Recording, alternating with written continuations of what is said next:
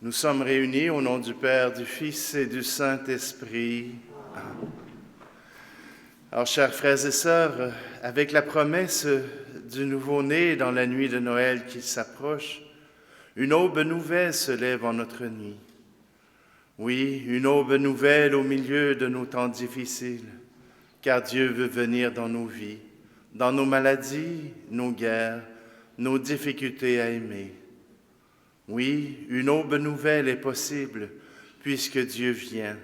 C'est l'Emmanuel, Dieu avec nous. Je vous souhaite la bonne journée. Je vous souhaite bonjour. Bienvenue en cette célébration du pardon. Cette célébration du pardon se veut d'abord un appel de Dieu.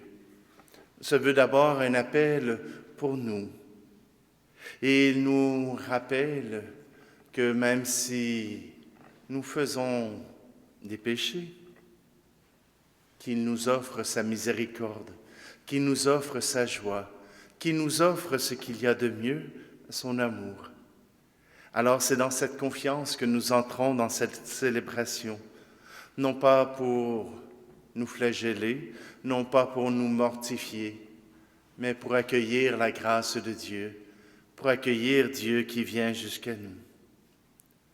Alors débutons cette célébration avec cette prière. Dieu notre Père, à l'orée de cette aube nouvelle qui veut se lever sur notre terre et dans nos vies, nous nous présentons devant toi pour te confier nos attentes et notre désir de marcher dans ta lumière. Que la clarté de ta grâce resplendisse sur chacun et chacune de nous, et nous aide à reconnaître les ondes de noirceur qui habitent nos cœurs. Nous te le demandons par Jésus, ton Fils, l'Emmanuel, Dieu avec nous, lui qui au milieu de nous est la lumière du monde. Amen. On peut s'asseoir. Comme le dit saint Jacques dans sa lettre, chacun doit être prompt à écouter, lent à parler. C'est pourquoi il invite à accueillir dans la douceur la parole semée en nous, car elle peut nous sauver. Écoutons donc avec des cœurs neufs, dans la lumière du Christ, la parole de Dieu. Et j'inviterai pour la lecture M. Sylvain Serré, qui est notre agent de pastoral.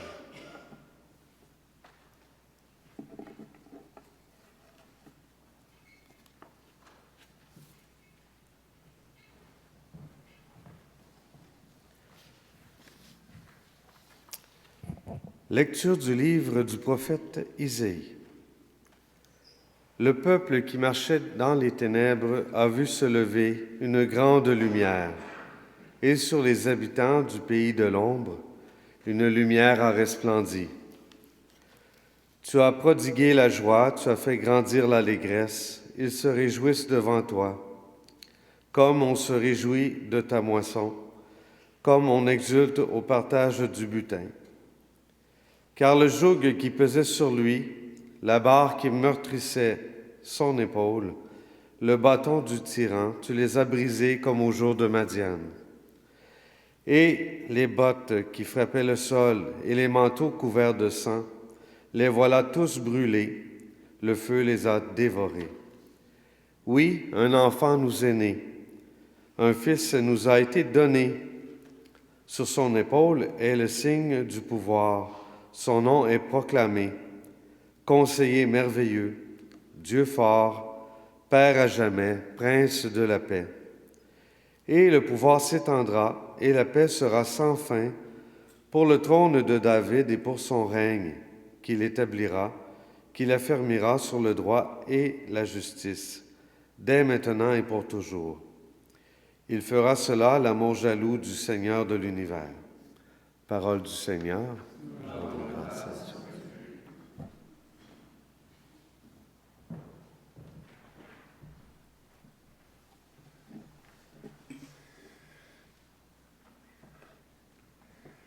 Une lumière s'est levée. Une lumière s'est levée pour apporter la lumière à tous les peuples. Oui, ceux qui faisaient partie du pays de l'ombre ont vu une clarté. Dans nos vies de tous les jours, on a cette partie d'ombre, cette partie qui a honte, cette partie qui a peur, cette partie de nos vies qui a de la difficulté à gérer l'amour, à gérer nos colères, à gérer nos émotions. Nous avons tout cela en nous. Nous avons une partie d'ombre, mais aussi une partie de lumière. Dans un sacrement du pardon, oui, on insiste sur l'ombre. On nous raconte que nous avons commis des péchés, que nous avons fait des choses qui sont mal. Et pour certains, ça peut être un souvenir douloureux de savoir que quand ils étaient jeunes, eh bien, cela était plus difficile à vivre. Nous ne sommes pas qu'ombre. Nous ne sommes pas seulement noirceur. Si nous voulons regarder notre noirceur, notre ombre, c'est pour y apporter un éclairage nouveau. C'est pour y apporter un éclairage qui guérit. C'est pour y apporter cette lumière du Christ qui nous ouvre à l'amour, qui nous ouvre à la miséricorde. On pense que le sacrement du pardon, c'est simplement une occasion pour trouver tout ce qui va mal. Mais il y a toujours cette espérance. Il y a toujours cette espérance que Dieu nous apporte la lumière, qu'il nous apporte son amour. Dieu a promis. Dieu a promis qu'il nous envoyait quelqu'un. Dieu a promis qu'il nous envoyait quelqu'un pour nous amener plus loin. Conseiller merveilleux, Dieu fort, Père à jamais, Prince de la paix. Cet enfant qui est né sera celui qui nous mènera jusqu'à l'amour. Alors nous ne sommes pas seuls. Nous pouvons compter sur la lumière du Christ. Vous souvenez-vous au baptême?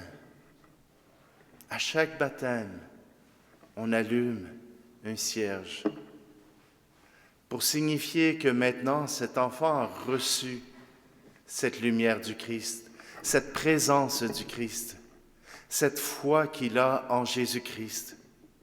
Cette lumière qui brille est une lumière qui permet d'ouvrir le regard vers l'avenir sans avoir peur, sans craindre. Un avenir qui s'ouvre devant nous pour nous apporter cette paix que nous recherchons, pour rechercher la tendresse, le soutien et l'amour. Dieu lui-même veut se faire proche de nous. Oui, en ce jour où nous demandons pardon au Seigneur, nous lui demandons aussi son espérance. Nous lui demandons aussi sa lumière qui nous guide vers l'avenir. Les prêtres qui vous recevront tout à l'heure ne sont pas là pour vous juger, ne sont pas là pour apporter sur vous un regard méprisant ou même un regard qui pourrait dire « ma gang de vous autres », mais au contraire un regard compatissant du Père, le regard de celui qui connaît ses enfants et qui leur apporte la paix. Ce regard que le prêtre portera sur vous sera un regard de tendresse. J'osais pas vous le dire, là, mais moi, comme prêtre, quand je célèbre le sacrement du pardon, je suis heureux de voir les grâces du Seigneur qui font leur travail. Arriver devant moi un pécheur, arriver devant moi quelqu'un qui a commis des fautes, arrive devant moi quelqu'un qui a de la difficulté à vivre avec certaines situations. et de repartir avec ce regard d'espérance, ce regard du pardon qui ouvre à l'amour. Oui, comme prêtre, je suis témoin de cela. Demanderont le pardon ceux qui en auront besoin.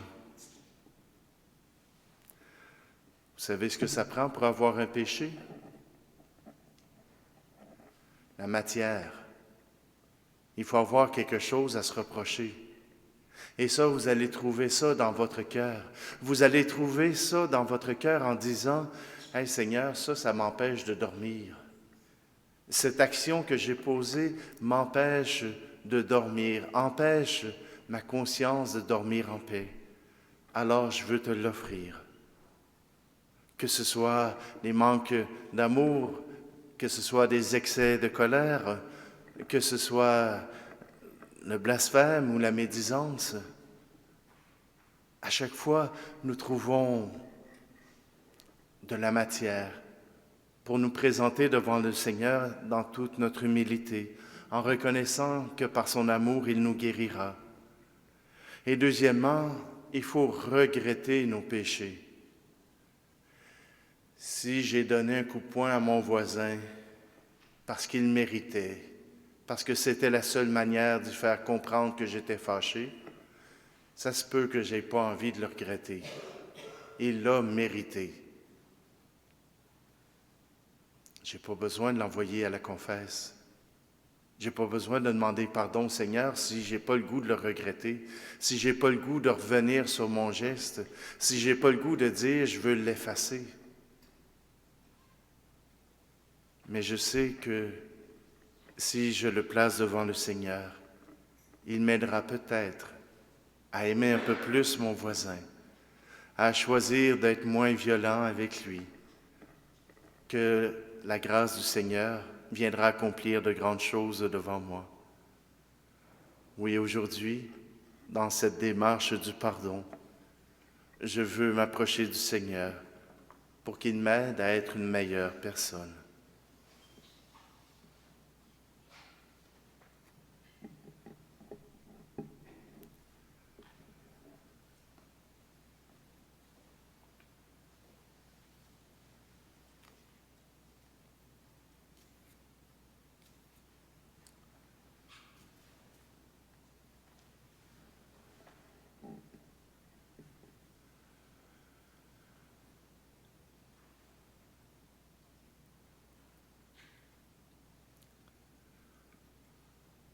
Les mots de Saint Jacques nous rappelaient tantôt à quel point la parole de Dieu se met en nous, a le pouvoir de changer notre vie.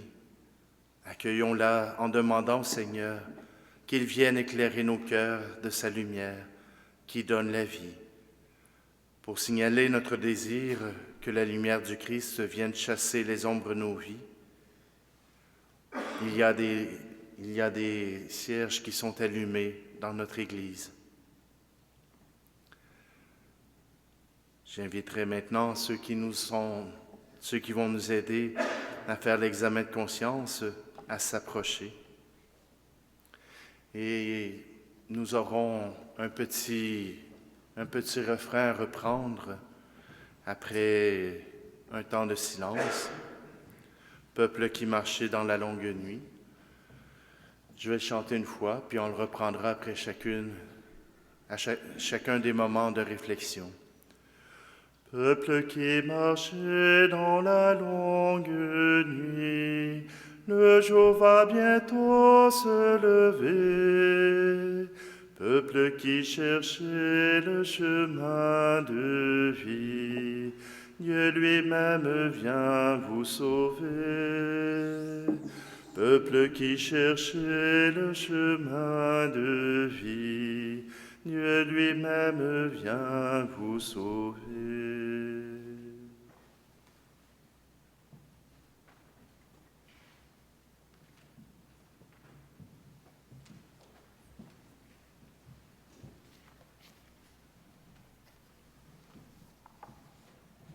Jésus a dit, « Si quelqu'un veut marcher à ma suite, qu'il renonce à lui-même, qu'il prenne sa croix et qu'il me suive. Nous sommes baptisés, nous participons à l'Eucharistie et aux célébrations de la pénitence et de la réconciliation. Nous voulons donc marcher à la suite de Jésus. Mais en sommes-nous vraiment conscients, conscientes? Que signifie marcher à la suite de Jésus? Est-ce que cela change quelque chose pour nous dans nos comportements, nos attitudes? Et renoncer à soi-même, qu'est-ce que cela implique? Sommes-nous capables de prendre notre croix, c'est-à-dire d'accueillir les contraintes de la vie avec foi et confiance?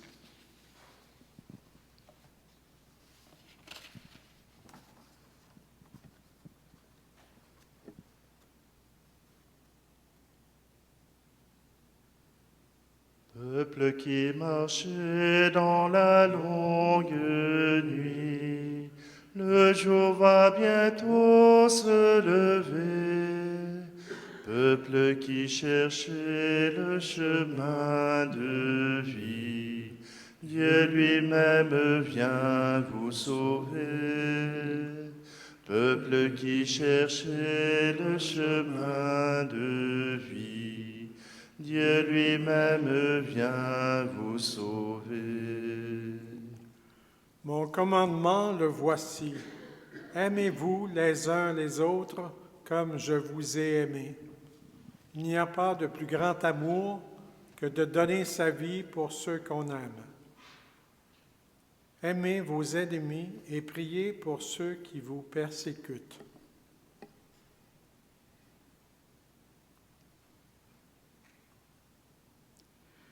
Jésus nous dit que c'est à l'amour que nous aurons les uns pour les autres qu'on nous reconnaîtra comme ses disciples. Aimer ceux et celles qui nous aiment, cela n'est pas si difficile. Mais aimer jusqu'à donner sa vie, est-ce que j'en serais capable? Et aimer mes ennemis, est-ce possible, réaliste? Ou du moins, suis-je capable de prier pour les personnes qui me causent du mal?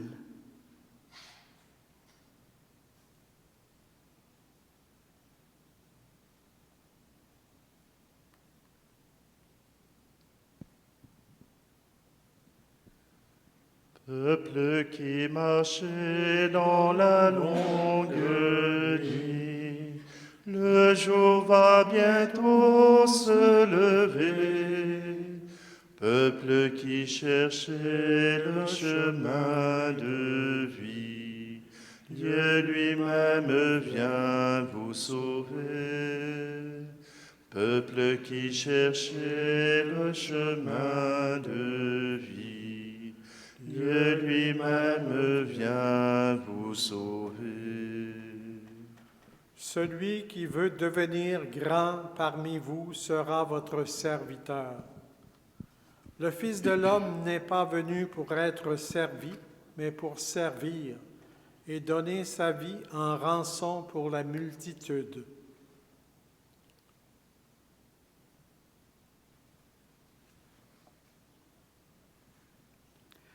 Le pouvoir et l'autorité peuvent nous faire oublier l'appel de Jésus à nous mettre au service des autres. Dans mon travail, dans ma famille, dans mes loisirs, est-ce que je suis capable de faire passer le besoin des autres avant les miens? Est-ce qu'il m'arrive de me mettre humblement au service de ceux et celles qui croisent ma route?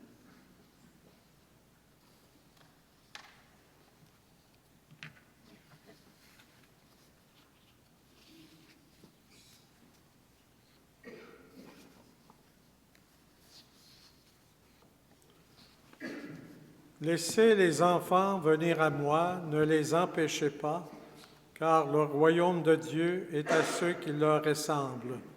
Amen, je vous le dis, celui qui n'accueille pas le royaume de Dieu à la manière d'un enfant n'y entrera pas.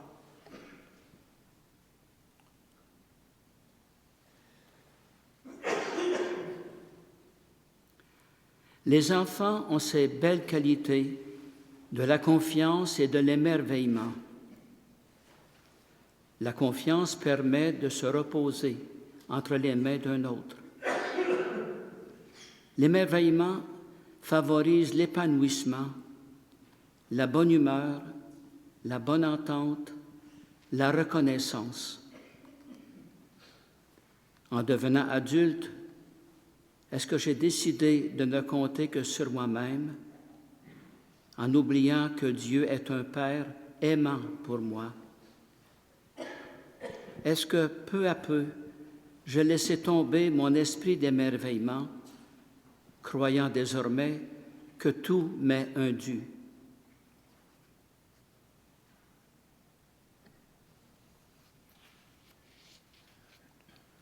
Peuple qui marchait dans la longue nuit, le jour va bientôt se lever.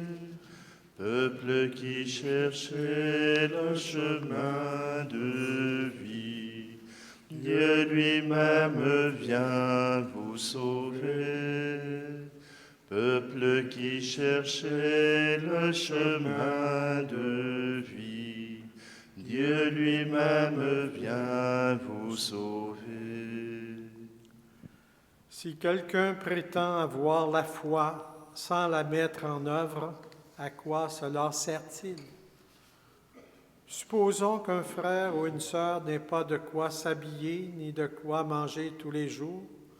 Si l'un de vous leur dit « Allez en paix, mettez-vous au chaud et mangez à votre faim », sans leur donner le nécessaire pour vivre, à quoi cela sert-il? Ainsi donc, la foi, si elle n'est pas mise en œuvre, est bel et bien morte.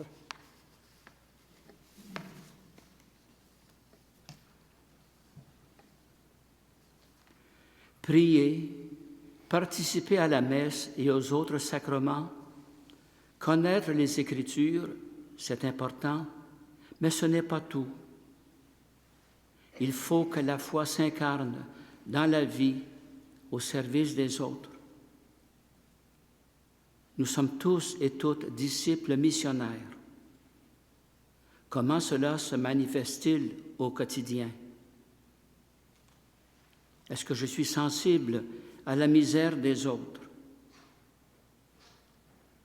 Est-ce que je reconnais leurs besoins? Qu'est-ce que je fais pour soulager les personnes qui souffrent dans mon quartier ou ailleurs dans le monde?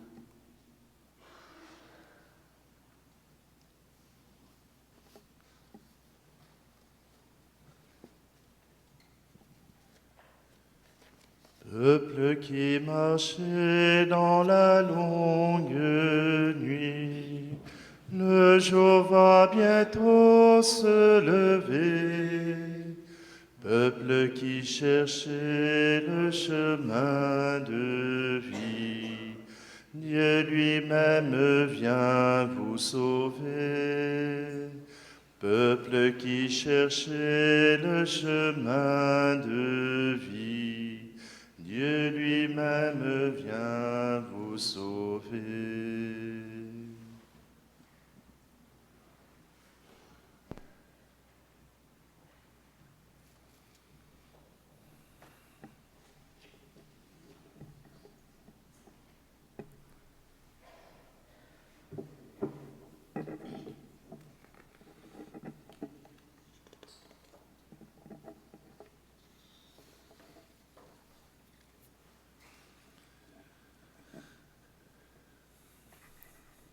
Frères et sœurs, tournons-nous vers celui qui connaît le fond de notre cœur et disons-lui en toute confiance: Notre Père qui es aux cieux, que ton nom soit sanctifié, que ton règne vienne, que ta volonté soit faite sur la terre comme au ciel.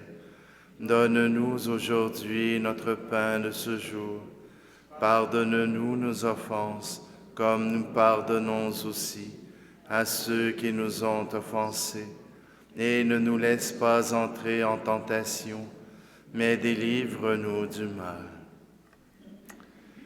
Frères et sœurs, vous êtes la lumière du monde.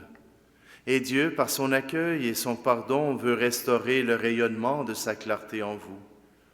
En nous préparant à vivre le rite de l'absolution pour célébrer la miséricorde divine, nous sommes comme ces habitants du pays de l'ombre qui voient se lever une grande lumière, celle du pardon et de l'amour de Dieu.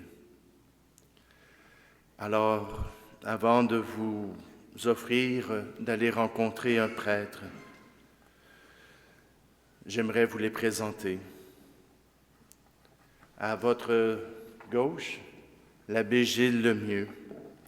Gilles Lemieux travaille dans le secteur des nations, mais dans les communautés de Saint-Denis et Sainte-Praxède. Alors, je le remercie d'être là avec nous. Et vous connaissez aussi l'abbé Jacques Bonneau, qui vient célébrer à l'occasion ici le dimanche matin. Alors, je les remercie. Eh bien, pour la démarche, eh bien, l'abbé Jacques Bonneau sera tout près de la sacristie. Il vous accueillera. Et à la fin du sacrement, il vous offrira une parole qu'on était supposé vous donner dimanche. On vous la donne maintenant. Alors donc, simplement une parole de Dieu qui vous ramènera, qui vous redira la parole que Dieu a pour vous. L'abbé Gilles Lemieux sera dans le bureau, dans l'entrée. Donc, il vous recevra à huis clos. Et moi, je serai ici à l'orgue pour vous accueillir. Je ne sais pas, Sylvain, toi, tu ne fais pas de l'orgue, la musique marche. Alors, donc, il y aura de la musique en attendant. Et vous êtes libre de quitter, mais si vous voulez rester à la fin, on aura une action de grâce. Nous allons pouvoir proclamer devant le Seigneur notre joie de lui appartenir, notre joie d'avoir reçu ce sacrement qui guérit.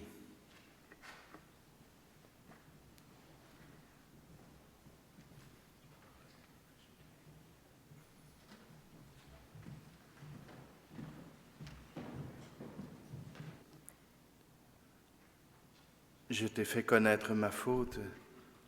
Je n'ai pas caché mes torts. Le Seigneur est ma lumière et mon salut. Le cœur rempli d'actions de grâce, prions ensemble. On peut se lever. Après chacune des invocations, nous dirons « Jésus, ô bonne nouvelle dans notre vie, béni sois-tu. » Gilles.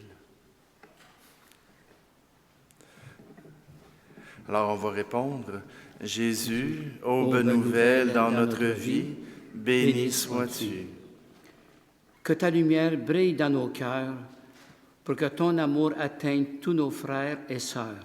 Ensemble. Jésus, ô bonne nouvelle dans notre vie, béni sois-tu.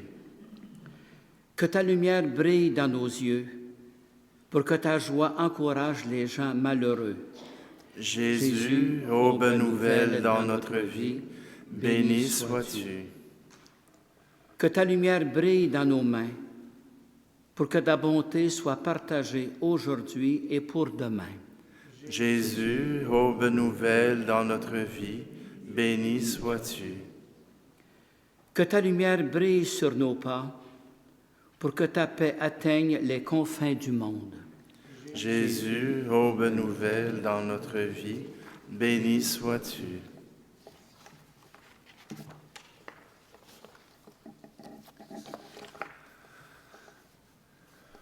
Alors, je tiens à vous remercier de votre présence, de votre activité, de votre rencontre avec le Seigneur. Je vous remercie de votre investissement.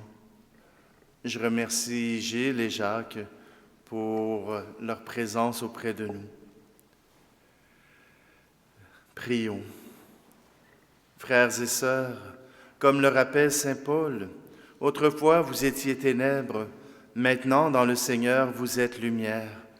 Conduisez-vous comme des enfants de lumière. Or la lumière a pour fruit tout ce qui est bonté, justice et vérité. et sachez reconnaître ce qui est capable de plaire au Seigneur. Que Dieu Tout-Puissant vous bénisse, lui qui est Père, Fils et Esprit Saint. Allez dans la paix et la lumière du Christ. Nous rendons grâce à Dieu. Alors, pour ceux, s'il y en a qui désirent rester, dans quelques minutes, je vais commencer la messe du jeudi, puisque c'est elle que j'utilise pour mettre sur les internets. Alors donc, si vous voulez, vous êtes les bienvenus. Et sinon, bien, je vous souhaite une très belle journée. Profitez-en pendant qu'il fait encore clair. Merci de votre présence.